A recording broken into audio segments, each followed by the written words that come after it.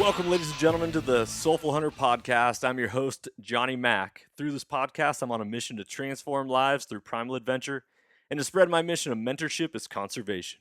This podcast is powered by Washington Backcountry, a resource for all hunters, both new and old. To find out more about Washington Backcountry, go to wabackcountry.com or search for Washington Backcountry on Instagram, Facebook, and YouTube. This podcast is also proudly presented by T&K Hunting Gear. If you haven't heard about T&K, then it's about time you do, everyone. I've been using T&K gear out in the field and on hunts and have absolutely fallen in love with their stuff. T&K is veteran-owned and 100% made in America, using only American-made products. All their gear is covered under a lifetime warranty with no questions asked. If it breaks or fails, they will fix or replace it for free. T&K is your resource for bino harnesses, bow slings, and a lot more amazing gear. For more information about T&K hunting gear, go to their website at hunting.com. That's TANDK hunting.com. Or you can find them on Facebook and Instagram. Hope you guys enjoy this episode. Don't forget to leave a review from T&K and the Soulful Hunter. Freedom on and stay soulful.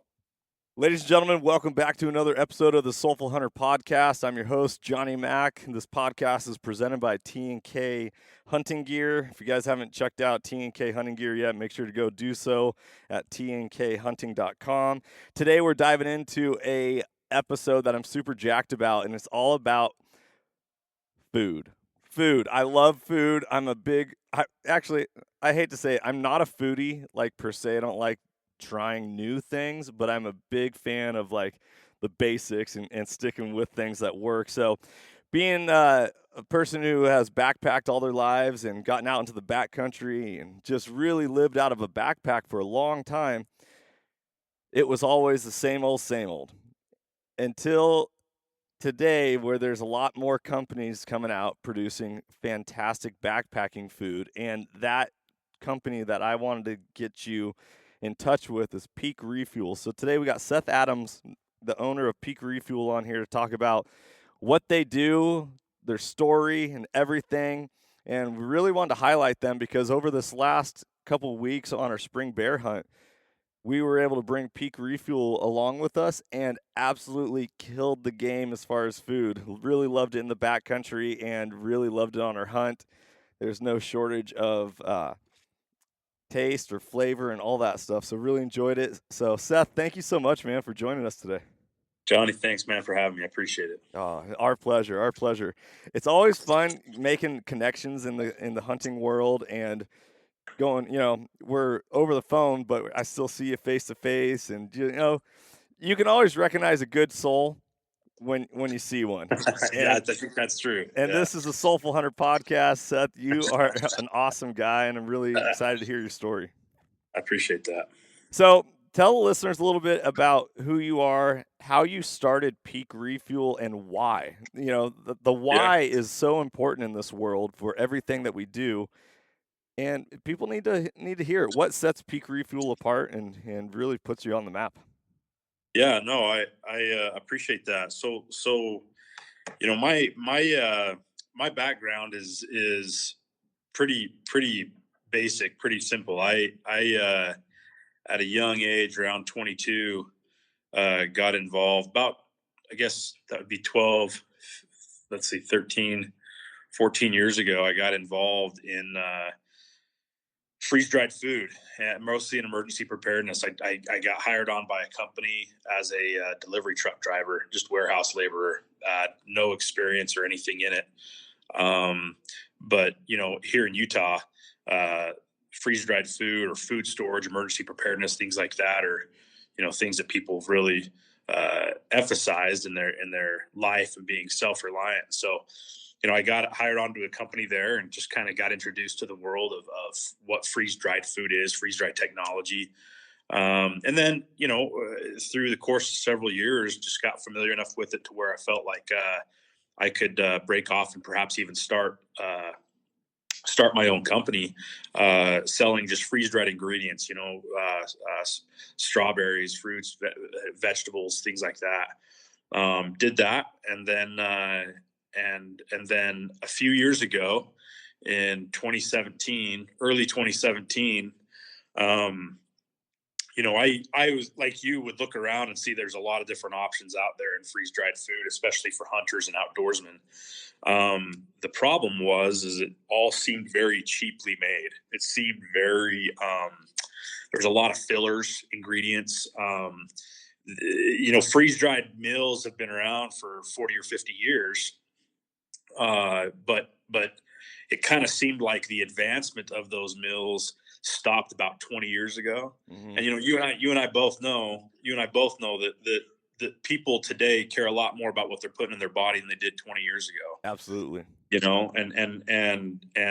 the number one complaint you always hear about people when they're taking backpacking meals or freeze dried meals out into the backcountry is, dude, after 2 or 3 days, it just busts my guts. I'm just not. They're not used to eating that type of food, or those ingredients, or those fillers. Yep.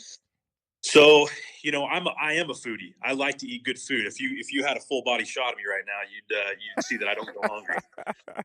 So I realize if there's definitely a need in the marketplace in the outdoor industry for meals that don't detract from someone's experience, but could we make a meal that would enhance somebody's experience, or at least a meal that wouldn't take away from the experience they're trying to have in some way? And so, I got to work at developing peak meals.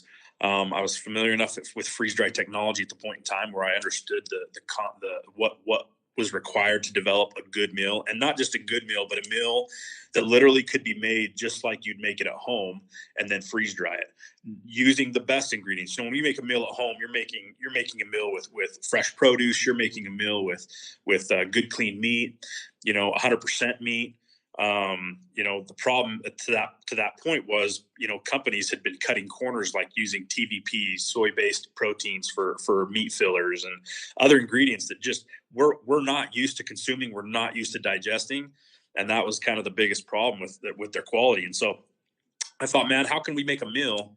How can we make a meal that matters to today's consumer? That has good macros, good fats, good protein, good calories.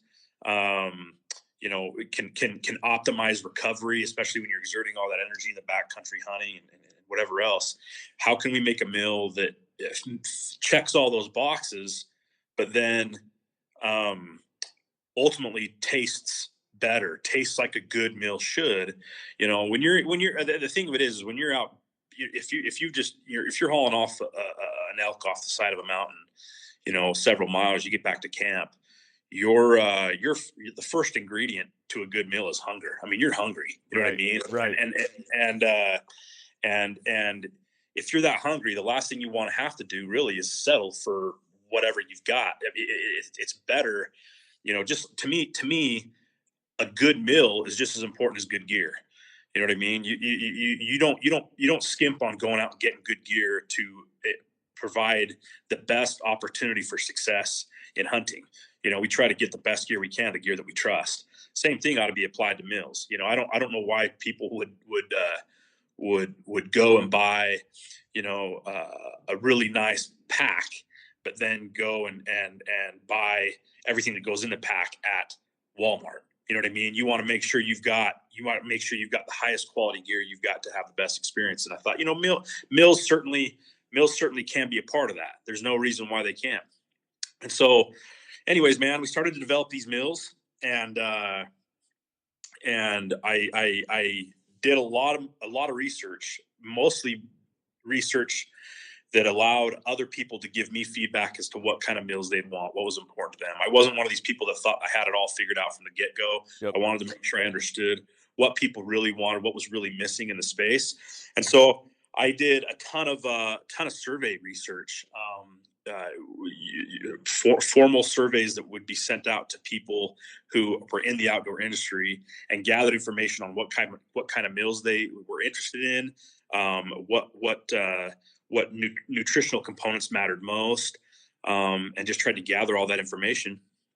And over the course of about 15 months, did all that accumulating information as I also worked with a food scientist to develop the meals and make sure all the boxes were being checked. And so, long story short, I spent about 15 months doing all of that, and then Um, in April of 2018, we launched the first 6 peak refuel meals, and so we've been staying after it and being on the market since April of 2018. So just over a couple of years now, and and I knew that the industry was looking for something different.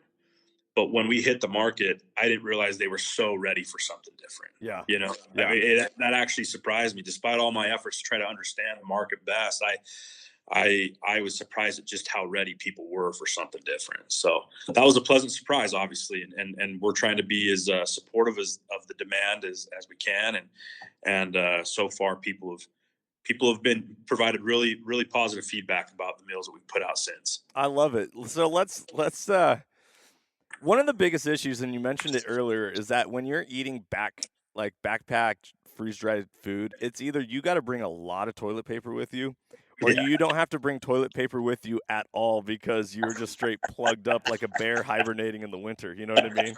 totally, man. And then on top of that, you got to invest in some good like dude wipes or something like that Yeah, because it gets totally. it gets brutal.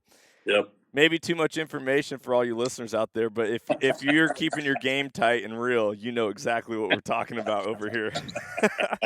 So one of the things, and you said it earlier, is I could not stand when I'm looking at ingredients lists on this backcountry like freeze dried foods. I'm like, first off, I don't know what these words are, so that's not something good. And then Yeah. I could not stand the fact that soy proteins are being replaced in substitution for actual meat.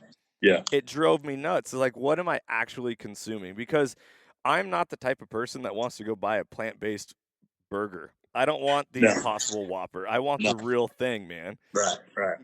And so that was driving me nuts. But what I loved when I looked at your guys' ingredients list, I knew everything that was on there. And it was short. It wasn't like this No. paragraph long.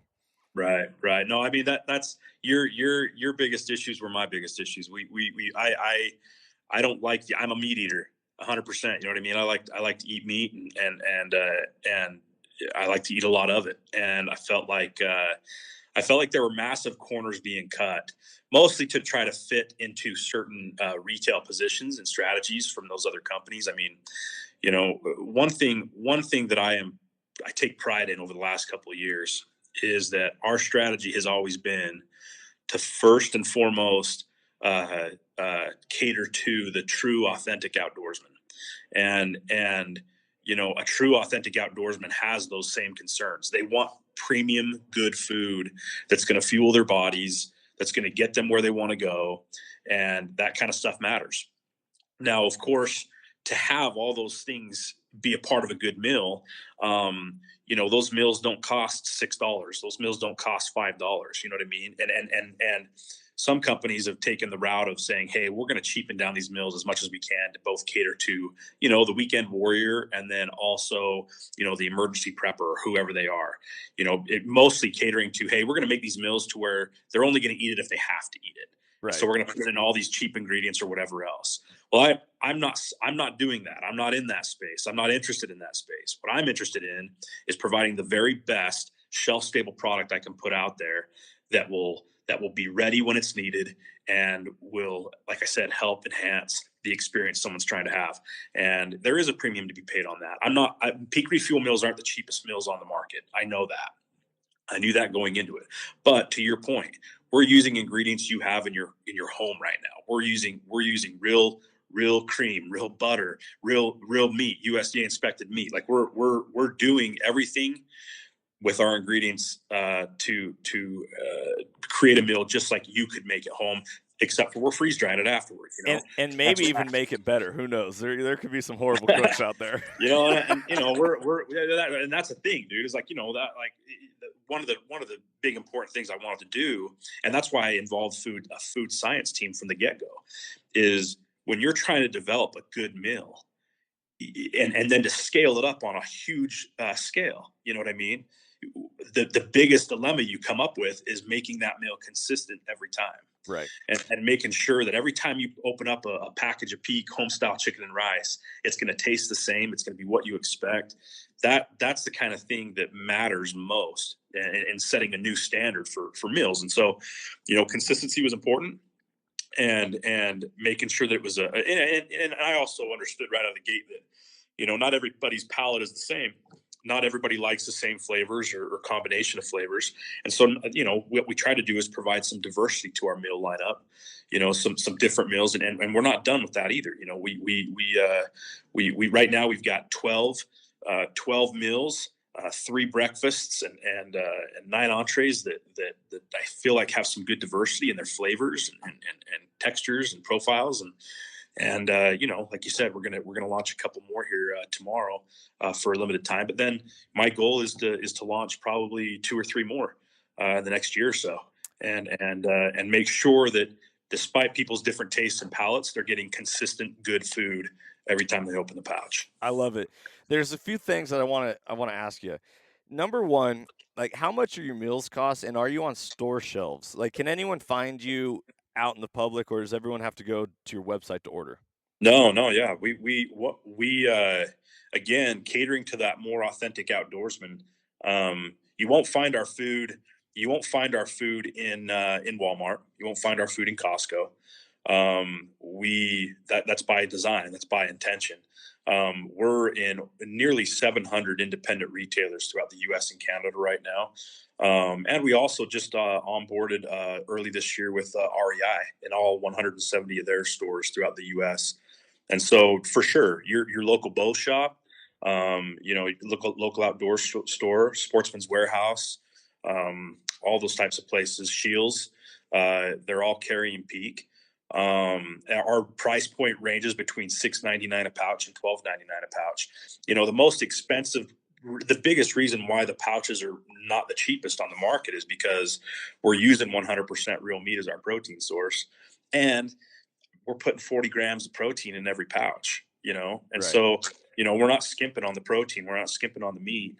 And that's the most expensive component in the entire pouch. Well, what's really interesting also with the fact that you're putting that much protein into a meal is that your meals aren't overboard on calories. And obviously calories count, Right. but at the same time, your meals aren't like 2,000 calories in a packet, Right. which can be overwhelming when you're eating like I'm gonna say a mountain house because that was Sure. traditionally what I would Sure. always use, and all of a sudden I'm Sure. like, crap, I just had 2 of those. I'm way over my calorie count for what I Yeah. for what I actually need. Yeah, Like there's for a sure. difference between like running ultra marathons and needing that calorie consumption. But if you're hiking to a destination and glassing for half the day, you're For not sure. really burning that much. For sure. And I'm not blind to the fact that, Peak isn't the only thing you're going to be consuming during the day. You've probably got some other snacks, you got some protein bars or whatever that might be. And when we were establishing the nutritional priorities to those meals, obviously protein was up there. But the other thing is you'll notice that we never go over 30% of your daily value in sodium per meal. Yeah. And a lot of those meals have always been dinged over the years because of how high sodium they are. And these days if you're in the backcountry, you're probably using either some type of electrolyte powder or supplement of some kind as you drink throughout the day to keep your electrolytes up. You can get too much sodium even when you're exerting that much energy, and so we kept our sodium content down. We cared about the protein levels. Some of our meals have higher calories than others. That's kind of by design too, depending on what you're needing. You can find the meal that either can provide you the right calories or the right amount of whatever you need to get taken care of. Well, that's something that I think people often forget about is like they'll be like, okay, I've always been a spaghetti and meat sauce guy, or I've Yeah. always been a chili mac and beef guy. They're Yeah. choosing their meals based off of what it is rather than the components and the calories and what they need out of a meal. So that's actually a really good point is Seth that you're saying that shoppers, buyers, consumers choose your meals based off of your needs, not necessarily maybe off of the flavor. Yeah, and that's the thing is I think that's why it's important for us to continue kind of blazing a trail diversity of flavor and flavor profiles is that, for instance, like we have a chicken pesto. I mean, most people there's not another company out there that's throwing out chicken pesto, and one of the reasons why we wanted to do that is we know that there's some people that aren't into Alfredo or something like that, but we wanted to give them the same kind of benefit nutritionally as they could from an Alfredo to a chicken pesto with a little bit different flavor, and so we're gonna try to meet everybody's flavor profiles as we can. Also understanding that some flavors aren't some people aren't big fans of certain flavors, but we're also going to try to advance what flavors are possible. The beef chili mac and the spaghetti and meat sauce is pretty common throughout, but a chicken pesto isn't as common, or a couple of other different options that we have lined up aren't as common. And so diversity is important. Catering that to what your needs are. If you're going to go out and exert and do some serious backcountry climbing, especially into elevation, you should be packing on some calories for that. Yep. Your body's going to need both the protein and the calories to recover for the next day's effort. So, definitely paying attention, not just to a flavor, but saying, hey, what am I going to need? And then again, most of today's users, authentic outdoorsmen, are paying much more attention to that kind of stuff than they did 20 years ago. Yeah. Well, probably because 20 years ago there weren't that many options. You kind of just were stuck with what you had. Yeah, sure. But we always preach on this podcast that knowledge is power, right? 100%. And the more knowledge that you can gain, the more informed decisions that you can make. And that's what growth is. We grow as human beings. Yeah, 100%. So, I love this. I got a question, man, because earlier I said I'm a foodie, but I'm not a foodie. What's up with mushrooms being such a high ingredient within freeze-dried meals? Because I can't stand mushrooms, and I know that they most often take on the taste and flavor of whatever you cook them in. Yeah. Can you just address that? That's a question just for me, man. Like, what's funny about that, dude, is I'm not a mushroom fan either. And I am selling meals and making meals that have mushrooms in it. You know what I mean? So like for a good example is we again, this is trying to advance beyond what's already been out there on the market. I would probably say that you and I are maybe in a somewhat minority in terms of not being fans. I would say so.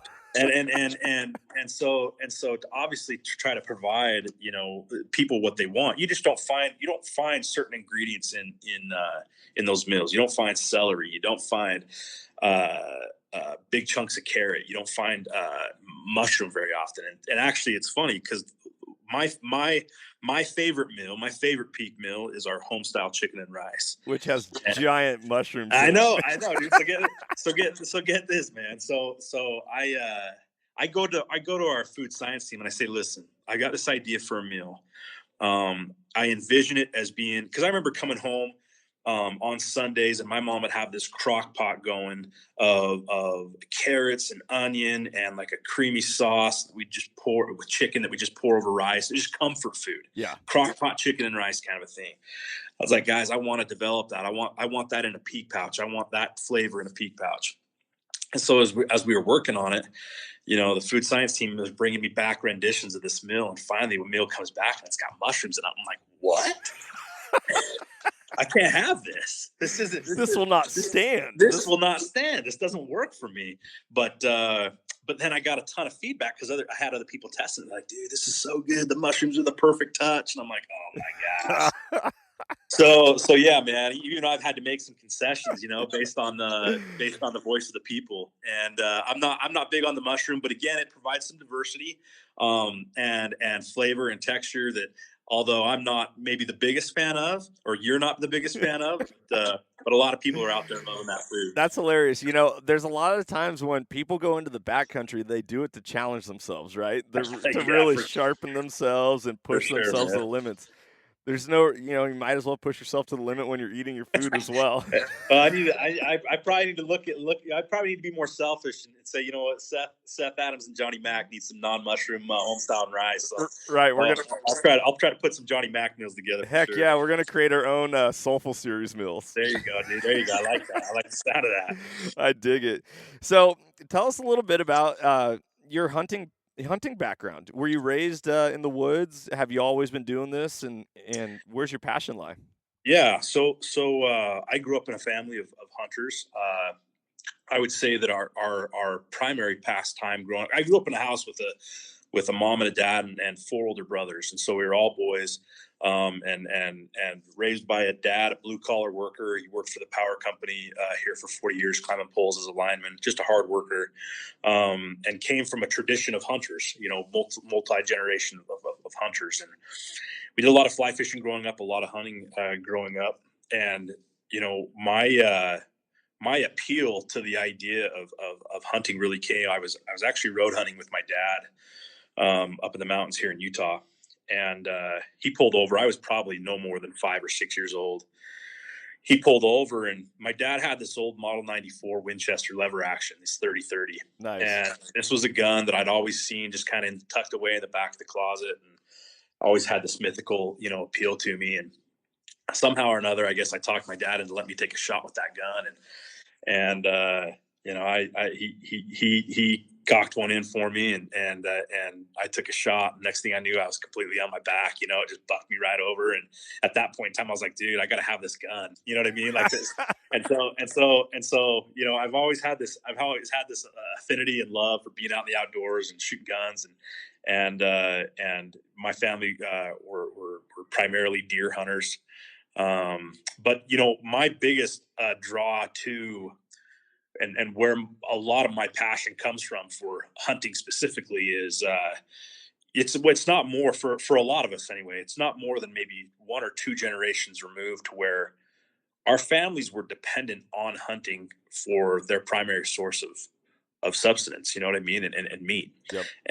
And of course in today's world, it's super easy to just go down to the street and the grocery store and get some meat, and super convenient, which is a blessing in a lot of ways. But throughout that advancement, we've kind of lost touch with that process and that urgency to provide for our families, be self sufficient.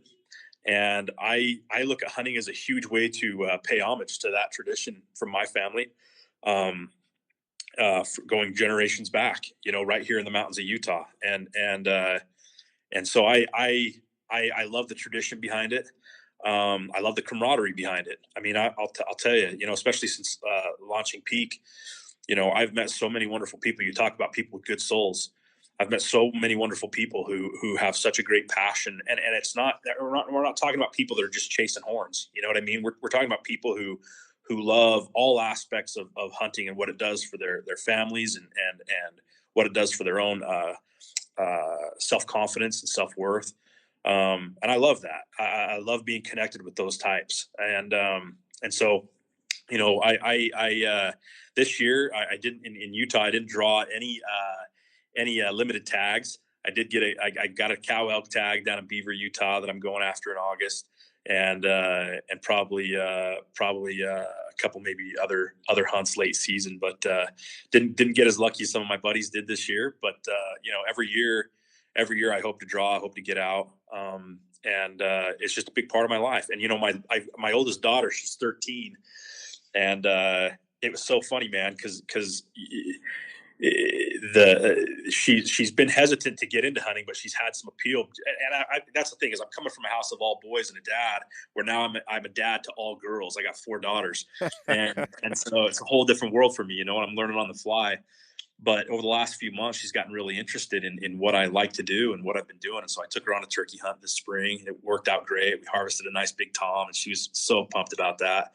And then the other night, dude, I got one of my hunting magazines delivered, and late at night, the kids are in bed. I'm looking all around trying to find that magazine. I can't find it.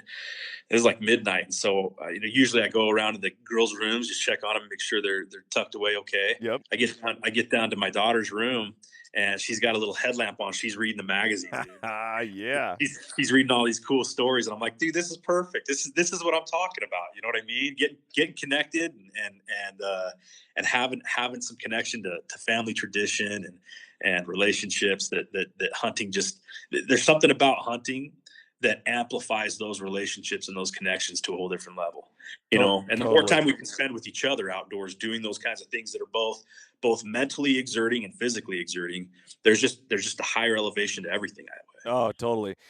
Here at the Soulful Hunter and through Washington Backcountry, we always talk about it's all about community, right? Yeah. Yeah. There's people that like to hunt solo because that's what they need for their own soul. For But sure. at the Sure. end of the day, we're all humans. We're meant to be in community Sure. with each other, Sure. and Sure. especially if we can do that around a meal or around a Oh lot of yeah. other cool stuff. Oh yeah, man. And I, one of the things, even though I'm definitely partial to the hunting segment of the outdoor space, one of the things that I've always said, I mean, if there's a true goal to accomplish, if there's a true goal to accomplish for our company, it's not necessarily coming up with the tastiest meal. To me, it's just remembering and trying to bring to pass the fact that good food can bring everyone to the table. Right. You know what I mean? No matter what segment or what background they have or what their focus is, if we can provide good meals, we can build bridges, we can connect other people with different areas that they haven't experienced before. I think ultimately that's what our goal is. I love it. Are you still hunting with that 30-30, or you tend to? So no, I do, yeah. So my dad a few years back gave me that gun, and man, that was such a cool thing to have come full circle, because to this day I remember getting put on my back with that gun as a little boy.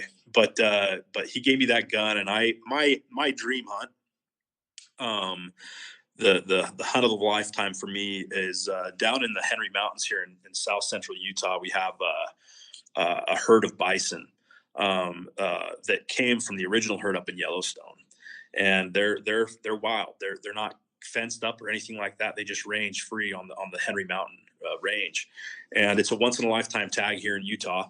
And it's one of those tags that I'll probably be 70 years old by the time by the time I draw it. But my dream is to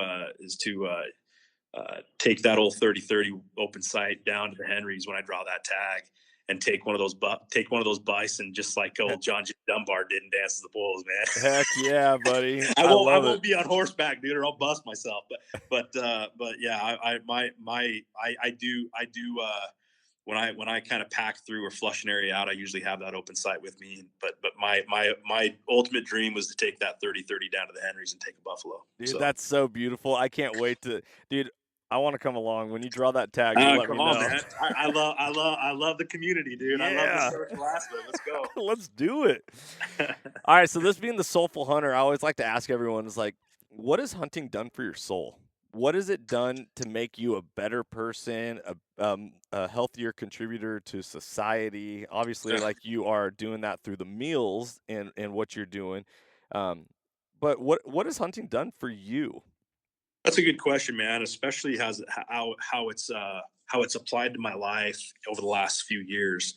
When I started Peak, it consumed, I mean, all of my time, right, and still consumes a lot of my time, which is good. I'm dedicated to it, and I'm focused on it. But for about 2 years, I felt pretty disconnected from the outdoors and what the outdoors affords us. Um, and so this past year, and especially this past year, when I had more time to dedicate in the fall to some hunts that I had drawn, and I realized then what I was missing so much before, and the gap, and not having that consistency of preparation and excitement, and then fulfillment, not even in necessarily harvesting an animal, but just being in the action of pursuit. Right. You know what I mean? And what that does to take your mind completely off what 80% of the time it's being occupied by, and focus solely on a very uh, inherent instinctive process of pursuing game. And that to what it does for my soul, it brings peace to my soul. Yeah. It brings comfort, it brings connection, and improvement to every relationship I have. It brings balance. There's so much that spending that time doing that impacts every other aspect of my life. And so, I'm one of these people that, dude, I don't even have to have a tag. If I can just go out and be a spotter for you, if I can just go out and sit on a mountainside and look through a spotting scope, and I just like being out. out. Yeah. And I would tell anybody, don't ever let even starting a company get in the way of taking that time for your soul to be balanced and connected with nature, whether and even a higher power, whatever it might be that you're into. It's something that's needed. It's not even just a fun hobby. It's something that I think everybody can benefit from. Dude, you said it even more beautifully than I would. I love that. Everything that you talk about right there is exactly why I even started this podcast. That's I've awesome. only been at hunting for 5 years. This is something that's newer to me, but everything that you said was exactly why I needed to do it. It was Yeah, for sure. it was in here. I got Yeah, closer with myself. I got closer with my creator. I yep, got closer with my family because absence makes the heart grow fonder. So when yep, I'm yep, away from them, 100%. I come home and I'm just like, oh, boys, my beautiful wife. 100%. And I think there's a lot if we acknowledge that for much of the history of the world, especially human beings' history on the world, hunting has always been primary to survival and to life, and to the pursuit of better life, and there's something about paying homage and acknowledging the history that we all have with our ancestors and family, going generations back, to where that was an absolute necessity, and not even a homage to the fact that they would hunt, but the fact that they cared so much about each other to go out and hunt, right. and to provide. There's something to that that's just powerful. It's something that shouldn't be forgotten. It shouldn't be lost on people's minds. So in the Bible, it talks about there's charity is like the greatest thing that you could ever Yeah, do, right? yeah, Because what yeah, charity is love. yeah. And so, you're talking about going out and hunting not just for yourself, but what you get to share with everyone else. And 100%. and that is the essence of life. We always talk and preach on this podcast that you can't outgive good, you know. No, And so just well giving said. it out to the universe, to your community, to the people that they might not even know that they need it, but they need it. Absolutely, absolutely. There is nothing more satisfying than after all the hard work is done, a harvest has been made, being able to provide something to somebody, a friend, a family member. I'm always giving away meat that I've got, Yep. and things that I have, because I want people to enjoy that. I want people to benefit and be blessed by that. And obviously I'm blessed by being able to help provide that. And so, yeah, man, you can't outgive good. That's a good way to say it, dude. That's the total truth. And part of my desire would be to introduce and express how my gratitude for the outdoors and hunting is by making sure I share my experiences, make sure I'm willing to talk about it. Yep. You know, and if somebody's not into hunting, then encourage the things that help them connect to all those important things via the outdoors, whether it's backpacking or mountain climbing or whatever. I think being in nature elevates all of our senses. And so whether it's in the pursuit of game, or whether that's trying to pursue a mountaintop, whatever it is, man, I think people need to devote more time to that. And I think it would get a lot of people's minds right, for sure. Oh, there is a lot of studies in the health world where say that, and this has actually been proven through some studies. I can't remember what ones they are, but you have Yeah. two different patients suffering from the same illness. Yeah. One has a window from their hospital room that looks out into a park, and one has a room from their window from their hospital room that looks out into a parking lot. Yeah. The one that looks out to the park heals faster. It is Yeah. it is proven in science that that person who gets to look upon nature heals Yeah. way more faster than Oh the yeah. person that looks upon construction, Yeah. everyday monotony. Well, and that kind of study makes a lot of sense in the fact that it's not just because of the physiological benefits that their body is in healing; it's psychological, it's mental. Yep. There's something about acknowledging where you're existing at, and having that enhance your physical status, enhance your mental, your spiritual status. It's all about where your surroundings are. It's all about what you're surrounded by. Yep. And there's not a better therapy. There's not a better therapy across all the senses than to be outside, to be out in nature. Especially with how fast people's lives are these days, the fast pace of everything. Being able to go and put a pause on that and go out where it's quiet, where it's silent, and where you are small. Yes. Where you are small. Yes. If you can go out and do that, it puts a lot of things in proper perspective, I think. Dude. Hey, you are a soulful hunter, my man. You you are the essence of this podcast. I appreciate that. I think what you're talking about is important for sure, man. Man, Seth, it's people like you that are giving hunting a great name again. And that's Appreciate important because I always preach on this podcast, we are the creators of our own existence. We create the legacy each and every moment for not only others, but for ourselves. And Yeah. you are doing what the mission of the Soulful Hunter podcast is, and that's reimagining and reinventing hunting as we know it. I'm Yeah. really Well, proud of you. I appreciate that, man. Honestly, I don't feel like there is need to have as much chasm between people who either are pro hunting or anti hunting or anything like that. I feel like there are such broad ranging benefits. Again, just to the ability to be outside and to be small and to be connected. Uh, and if I can do my small part in providing a good meal or two that can help connect people and bring them to the table, then I want to do that. Yep. I'd like to think that the work we do with our company, especially, is to ultimately just improve experience, improve outdoor experience, and whether you're hunting, whether you're backpacking, whatever it is. And I'd like to think that because good food can enhance an experience, we can all be open to each other's thoughts and opinions and philosophies in that regard. Yeah. That again, there doesn't have to be this big chasm there. And yeah, I think you're right. I think there's a lot of improving happening that way to where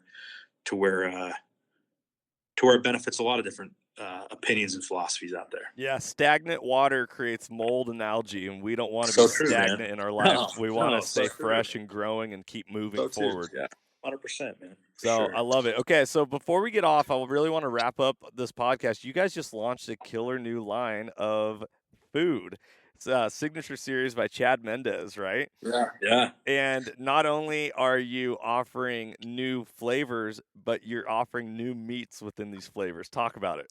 Yeah, man. So from the get go, yeah, as you know, my dream hunt's to hunt a bison. Yep. And there's not better meat on the planet than from elk and bison. You know what I Yeah. mean? It's the best there is. So, yeah, about a year ago, we were kind of kicking around this idea of, can we do this? Can we create a meal and can it be something that people can be excited about and can it meet all the check marks that we care about in relation to a peak refuel meal?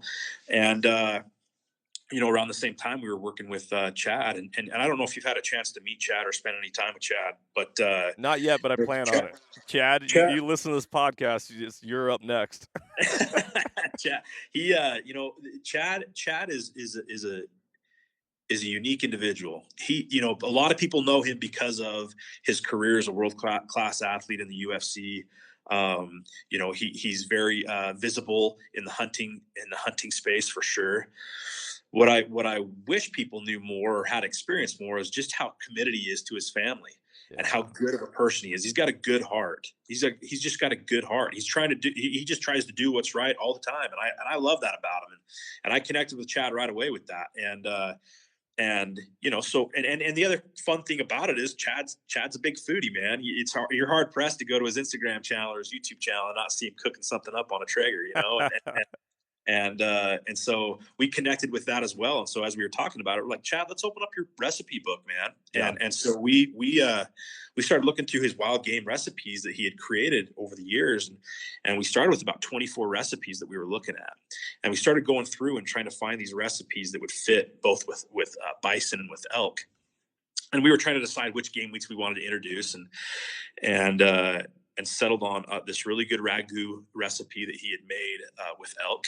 And so we are launching an elk ragu pasta.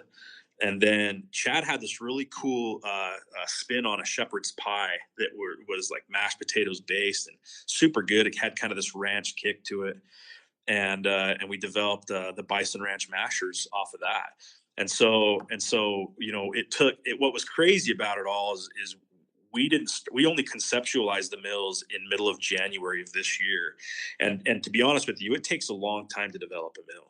When we launched our first round of 6 mills, it took us nearly 18 months. When we launched our second round of mills, it took us about 9 or 10 months. To do this basically in 5 months was fast tracking it in a big way. Yeah. But we got better. As we go, we get better. And we have things in place. We've learned hard lessons before in launching the previous 12 mills, and so yeah, man, we dialed it in, got some really good meals, made sure they were peakified. They had the right protein content and all the other macros that mattered to us. And yeah, tomorrow, dude, we're going live with two game meats that, and we're doing it at a scale and level that's never been done before. And I think that's fun for me. It's hard to get passionate about. Freeze dried food isn't necessarily the most glamorous industry to be a part of, but dude, I'm just a fat kid that likes to eat, and I especially like to eat in the outdoors. And so I'm passionate about it. And I like to think that we're doing things that are innovative. And one of the goals of these 2 meals, man, really is, again, in our hope to bring all people to the table, is if we can introduce somebody to elk or bison, a game meat, in a less intimidated fashion than by going and having to harvest it themselves, but at least introduce them the good meats that are out there, that can be accessible through hunting and whatever else. Maybe that brings more hunters. Maybe that opens people's minds up to the idea of, hey, this is great. This is tasty. I didn't realize this was a protein source that I could access. I would like to think, in an ideal scenario, that maybe we can help that process. And so these meals are really good, man. I'm excited about them. We'll get you some out and let you try them, Oh man, and I can't wait. yeah, we're jazzed. It's great to be partnered up with Chad. We're partnered up with Kuyu as well, and the probably the most exciting thing about what we're doing is that a portion of the proceeds of these mills will all go towards meaningful wildlife conservation projects. That's cool. We're going to make sure that these proceeds go towards things that matter and preserve the benefits of wildlife for generations to come. To be a part of that process to improve it for generations. So we're excited, man. I love it, creating a legacy each and every moment. One of the things I want to ask, is this signature series going to be something that's going to stick around for a long time, or is this a limited edition? What's going to be what we're kind of depending on how it goes. We're our goal at this point in time is to make this a seasonal offering every year. So what we'll probably do is every year around hunting season, the goal would be to have these meals come back and be reintroduced and available. And our goal, my ultimate goal, would to add maybe 1 or 2 more meals next year. Nice. And so same concept, some game meats, and yeah, make sure that it's a seasonal offering that's reoccurring for that time of year. We're all gearing up for our hunts, and we want to eat some of that elk meat or that bison meat up on the mountainside. It's a perfect time of year to have access to it, and so I think that's probably going to be our plan going forward. Awesome. I can't wait, and I definitely can't wait that bison smasher. Yeah, dude. We'll get you Oh, some. It's baby, good, man. come on It's now. good. It's tasty. It's good.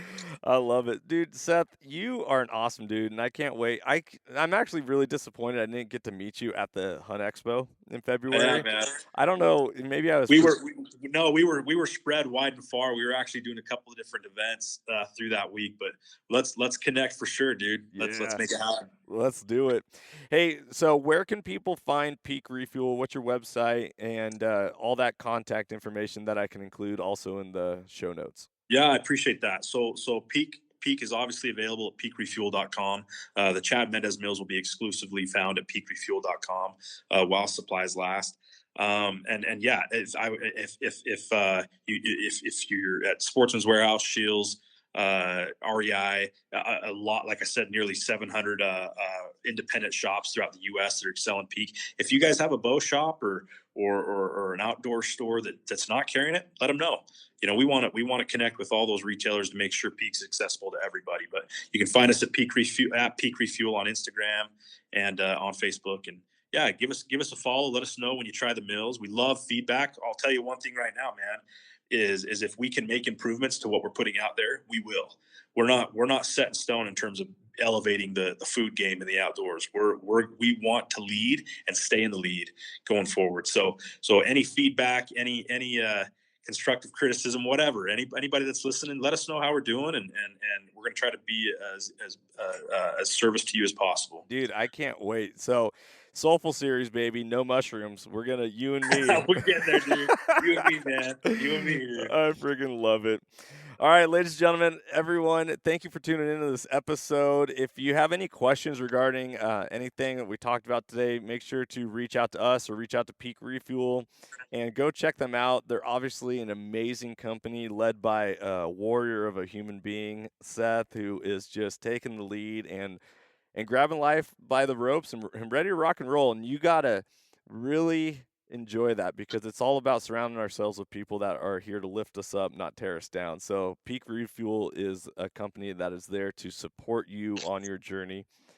I hope you enjoyed this episode. Don't forget to go leave us a review and a rating. And until next time, everybody, freedom on and stay soulful. I'm Johnny Mack. Thank you. Bye. If you enjoyed today's podcast, I'd love it if you could go ahead and give this a rating as well as subscribe. Also, you can check us out on Instagram under the Soulful Hunter Podcast. Make sure to tag us in pictures and posts and use the hashtag Soulful Hunter. To find out more about the Soulful Hunter Podcast, go to soulfulhunter.com and be sure to follow the podcast as we are going to be bringing you a lot of great information, insight, and changing lives through primal adventure. I look forward to connecting with you on the next episode. Stay tuned and stay soulful.